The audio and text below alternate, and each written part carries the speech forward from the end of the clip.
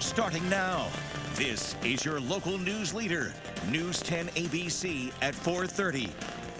Right now on News 10 at 4:30, as COVID cases increase here in the capital region, officials are encouraging the return of certain pandemic restrictions. So how could local businesses be affected?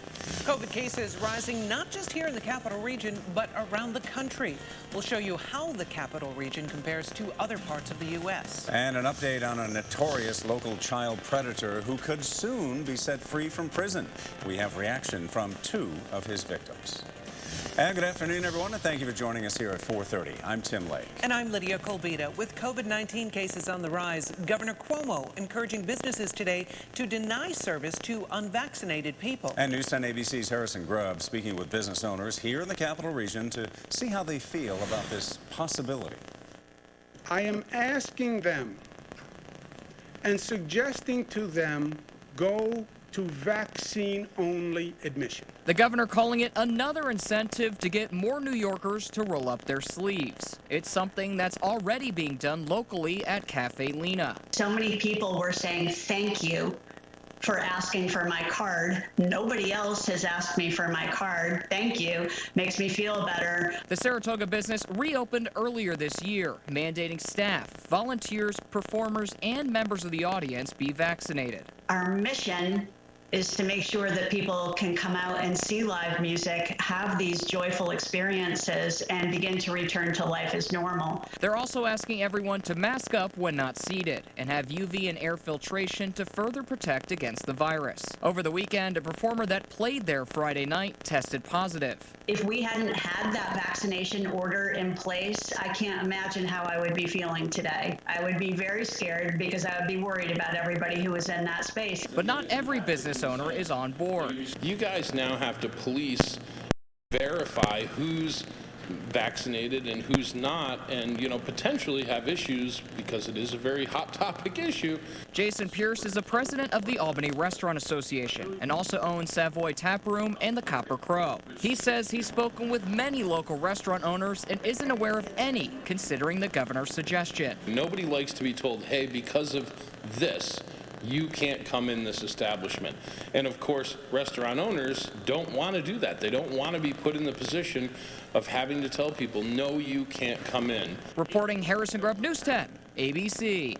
Now, well, 6 counties here in the capital region are seeing substantial spread of COVID-19. CDC data show that much of New York State and other parts of the Northeast have the lowest levels of viral spread. Now, according to the CDC, nearly 60% of counties here in the U.S. are seeing high community transmission, the most severe level of spread. It means the county is seeing more than 100 new weekly cases per 100,000 people, or a weekly positivity rate over 10%. About 19% have substantial transmission. 21% of counties have moderate or low levels of community transmission. Well, only 4 counties in New York and the 6 New England states are seeing high transmission. The virus is spreading much more in the South, though. Every county in Arkansas and Louisiana is seeing high transmission rates, and all but 1 in Florida. COVID cases also rising in New York City, and Mayor Bill de Blasio updating the city's recommendations for mask wearing today.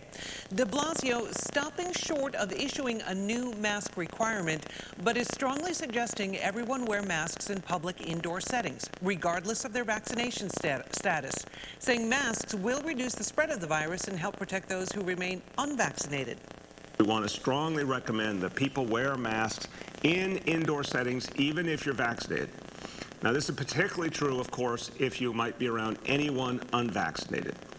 If you don't know the people you're around, if you're not sure if they're vaccinated or not, or if you know some are unvaccinated, absolutely crucial to wear a mask, even if you are vaccinated. Now, unvaccinated people were already required to wear masks in indoor and outdoor public settings in New York City. Mayor de Blasio, not the only local official or New York official encouraging more caution. Other leaders around the country also considering new restrictions amid this latest surge in cases.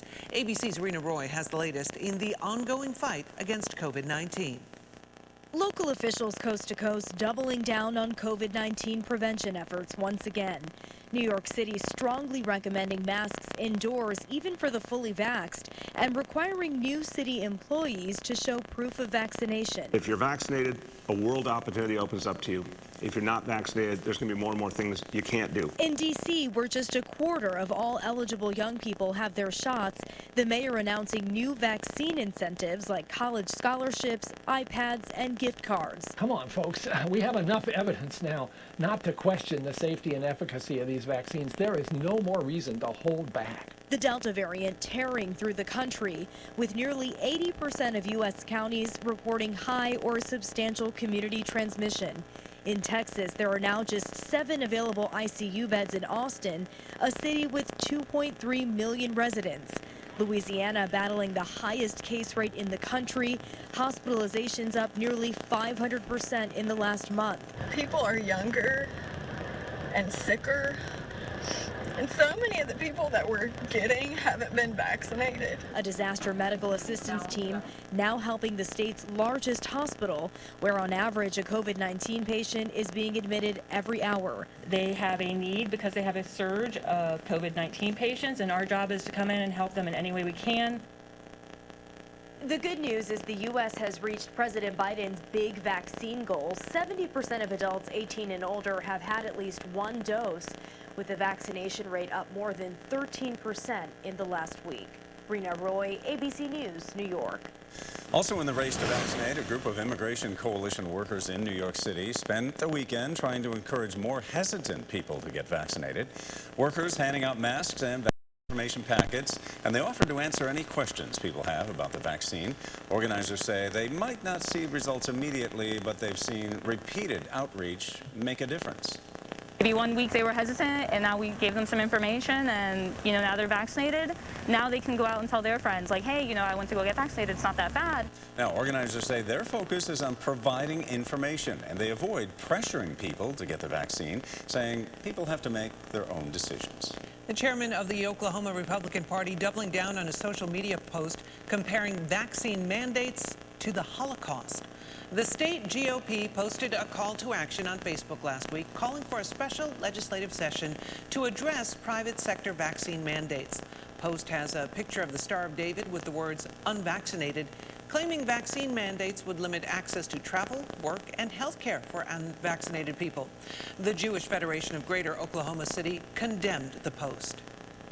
It's sad and ironic that anyone would draw an analogy from the largest recorded genocide in the 20th century with public health attempts to save lives. Multiple Republican leaders from the state, including the governor, Kevin Stitt, and U.S. Senators Jim Inhofe and James Lankford, released a combined statement saying it is irresponsible and wrong to compare unvaccinated people to victims of the Holocaust. Negotiations beginning today between management of a Massachusetts hospital and union nurses who have been on strike there for almost 5 months now.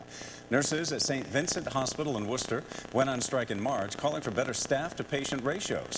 The hospital, which is owned by a Texas-based healthcare system, says staffing levels are in line with industry standards. The negotiations, which are being run by a federal mediator, are expected to continue through tomorrow. Also new tonight, a notorious child predator who admitted to abusing hundreds of Capital Region children is scheduled to go before the parole board again. News 10 ABC's Anya Tucker spoke with 2 of Louis Van Wee's victims who say he needs to stay where he is. In 1996, Louis Van Wee's decades of abuse ended with his arrest for sexually assaulting 2 young girls. What about the children, Lou? But the investigation into how many kids he actually harmed had just begun. At the time, Troy police said a search of Van Wee's home revealed a collection of children's underwear and photos of young children. After the news stories aired, police began receiving calls from more than 100 other possible victims, people like Gary Greenberg. He's the devil to me, and he always will be.